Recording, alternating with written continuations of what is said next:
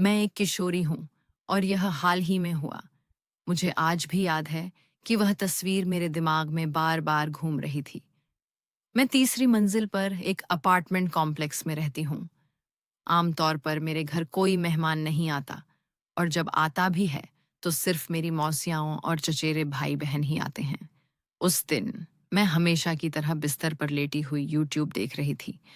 मेरे पास अब फ़ोन नहीं है क्योंकि इससे मुझे बहुत परेशानी होती थी और फिर यह हमेशा के लिए बंद हो गया। खैर, यूट्यूब देखने के बाद मैं अपने सौतेले पिता का स्वागत करने के लिए उठी, जो काम से घर आए थे। उनका स्वागत करने के बाद मैं अपने कमरे में वापस चली गई, जहां मेरे भाई अपने चारपाई पर थे। मैं उनके साथ एक ही कमरे में रहती थी, इसलिए मुझे कभी अपनी निजता का मौका नहीं मिला। जब मैं इधर-उधर देख रही थी, मेरे भाई ने अचानक कहा कि उसने दरवाजे पर दस्तक सुनी है। बाहर अंधेरा था और मुझे पहले तो यकीन नहीं हुआ। चूंकि मैंने आवाज नहीं सुनी थी, इसलिए मैंने उसे अनदेखा कर दिया। लेकिन फिर मुझे दस्तक सुनाई दी। मेरा भाई उठ गया, लेकिन मैंने उसे बिस्तर पर वापस बैठने के लिए कहा। मैं सबसे बड़ा हूं और मैं नहीं चाहती थी कि मेरे छोटे भाई अजनबियों के लिए दरवाजा खोलें। मैं दरवाजे तक गई।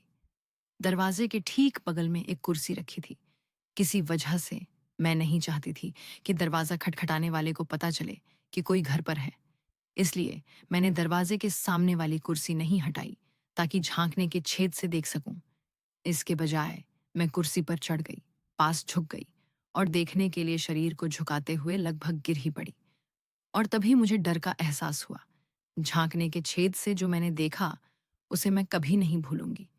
वह एक नकाबपोश आदमी था जिसने नीला रेनकोट पहना हुआ था, लगभग किसी सरकारी कर्मचारी जैसा। वह थोड़ा सा बगल की ओर झुका हुआ खड़ा था, लेकिन मुझे सबसे ज्यादा डर बंदूक से लगा। उसने उसे झांकने के छेद के ठीक सामने तान रखा था, मानो वह चाहता हो कि जो भी देख रहा हो उसे वह दिखाई दे। दिल की धड़कन तेज हो रही थी। मैं धीरे से कुर्सी से नीचे उतरी। मैंने अपनी स्लाइड्स उतार दी ताकि उनसे कोई आवाज ना आए। मैं अपने भाइयों की तरफ मुड़ी और हाथ से इशारा किया, मानो बंदूक की तरह उन्हें चुप रहने की चेतावनी दे रहा हो।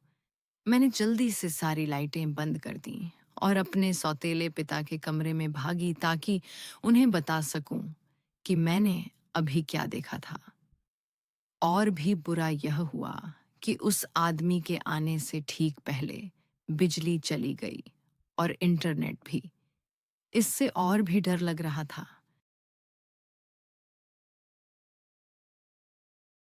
मेरे भाई भी मेरे सौतेले पिता के कमरे में आ गए।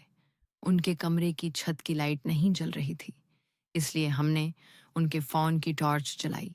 दस्तक जारी रही। मेरे सौतेले पिता खुद झांकने के छेद की जांच करना चाहते थे, लेकिन मैंने उन्हें ऐसा करने नहीं दिया। मैं इतनी डर गई थी कि जरा सी भी आवाज से हमारा पता चल जाएगा। हम 1 घंटे से ज्यादा समय तक कमरे में रहे। आखिरकार ऐसा लगा जैसे वह आदमी चला गया हो, क्योंकि हमने एक छोटे लड़के और उसके माता पिता को हमारी मंजिल पर स्थित उनके अपार्टमेंट में आते सुना। हमें नीचे पहली मंजिल पर बच्चों के खेलने की आवाज भी सुनाई दे रही थी। तभी मैंने आखिरकार अपनी माँ को फोन किया और पूछा कि क्या हम अपनी मौसी के घर जा सकते हैं, बिना उन्हें बताए कि क्या हुआ है। हम जल्दी से वहां से निकल गए। मैंने उस आदमी को फिर कभी नहीं देखा, लेकिन यह सोचकर आज भी मुझे डर लगता है। अगर मैंने अपने भाई को दरवाजा खोलने दिया होता तो क्या होता। मैं अभी 28 साल की हूँ, लेकिन यह किस्सा तब का है जब मैं सिर्फ 7 साल की थी और मुझे आज भी याद है। मैं अपने कुछ दोस्तों के साथ एक स्थानीय पार्क में जाया करती थी। हम लगभग 2 साल से वहां जा रहे थे, लेकिन पिछले 5 महीनों में हमने एक अजीबोगरीब चीज देखी। हर रोज एक छोटा मोटा डरावना बूढ़ा आदमी पास की एक बेंच पर बैठा रहता था। वह घंटों हमें और दूसरे बच्चों को देखता रहता था। उसके चेहरे पर एक अजीब सी मुस्कान थी। हम बेवकूफी में बिना किसी माता पिता या अभिभावक के वहां चले गए, क्योंकि पार्क हमारे घर के पास था और हमारे माता पिता हम पर भरोसा करते थे। ये 2003 की बात है। और हम इतने छोटे थे कि हमारे पास मदद के लिए फ़ोन नहीं थे। लगभग 2 हफ्ते बाद जब हमें उसकी नज़रों से असहजता महसूस होने लगी, तो आखिरकार वह हमारे पास आया। उस दिन पार्क में सिर्फ मैं और मेरे 3 दोस्त थे। वह हमारे पास आया और हमसे पूछा कि क्या हम उसके घर वीडियो गेम खेलने और उसके नए कुत्ते को देखने चलना चाहेंगे। क्योंकि हम बच्चे थे, इसलिए हम नासमझ थे और मान गए। यह सुनने में मज़ेदार लगा और एक पल के लिए हमें लगा कि शायद वह कोई नेक इंसान ही होगा, लेकिन हम बिल्कुल गलत थे। उसने बताया कि उसका घर पार्क से लगभग 20 इंच की पैदल दूरी पर है, इसलिए हम चारों उसके साथ चल पड़े। लगभग 10 मिनट चलने के बाद एक पुलिस की गाड़ी वहां से गुजरी और धीमी होने लगी। साथ वाला पुलिस वाला खिड़की से बाहर झुककर हमें घूर रहा था। उस आदमी ने हमें तेज चलने को कहा, यह कहते हुए कि इस तरह हमें जाने से पहले गेम खेलने और उसके कुत्ते को देखने का ज्यादा समय मिल जाएगा। इसलिए हमने अपनी गति बढ़ा दी। लेकिन तभी पुलिस की गाड़ी ने अचानक यू टर्न ले लिया और एक तेज आवाज आई, तुम वहां रुक जाओ, अपने हाथ अपने सिर पर रख लो, तुम गिरफ्तार हो। हम स्तब्ध, भ्रमित और डरे हुए हो गए। वह आदमी भाग गया, लेकिन अपनी उम्र और कदकाठी की वजह से वह ज्यादा दूर नहीं जा सका। एक पुलिस वाले ने उसे जमीन पर पटक कर हथकड़ी लगा दी, जबकि दूसरे पुलिस वाले ने हमसे पूछा कि क्या हम ठीक हैं और क्या हुआ था। हमने उसे सब कुछ बता दिया।